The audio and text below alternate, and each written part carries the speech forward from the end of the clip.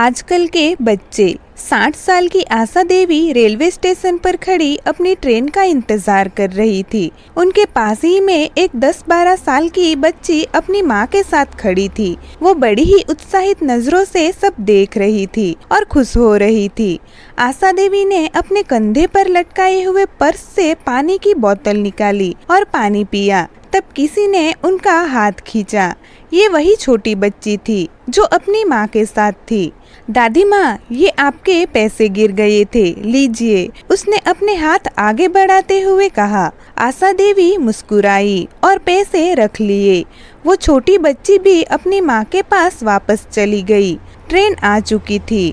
Asha Devi train में चढ़ी और अपनी सीट पे बैठ गई। तभी वो छोटी लड़की अपनी माँ का हाथ पकड़कर उसी डिब्बे में चढ़ी और उनकी सामने वाली सीट पे बैठ गई। लड़की आशा देवी की तरफ देख मुस्कुरा दी। ये देख उन्हें अपनी पोती की याद आ गई। वो भी इतनी ही बड़ी थी। कभी कभी तो उसके सवाल सुन आशा देवी भी निरुत्तर हो जाती थी। ट्रेन चल पड़ी। उस छोटी लड़की के साथ आई औरत ने अपने बैग में से ऊन निकाली और स्वेटर बुनने लगी। अपनी माँ को देख उस बच्ची ने भी ऊन अपने हाथों में लेकर सलाइयों पर लपेटना शुरू कर दिया। वो थोड़ा बुनती और फिर खुल जाता। वो इत्मीनान से बुनने में लगी थी।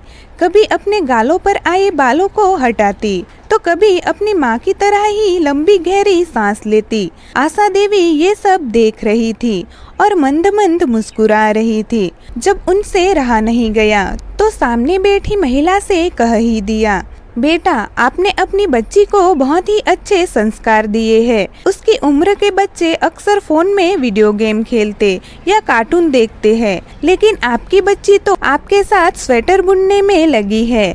ऐसा बहुत कम ही देखने को मिलता है। आशा देवी की बात सुन उस महिला ने कहा, जी नहीं, मैंने अपनी बच्ची को ऐसे कोई संस्कार नहीं दिए हैं। आजकल के बच्चे सिखाने से नहीं सीखते, वो अपने बड़ों की ही नकल करते हैं और मेरी बेटी भी यही कर रही है। सच तो ये है कि माँ बाप अपने बच्चों के लिए आईने जैसे हैं।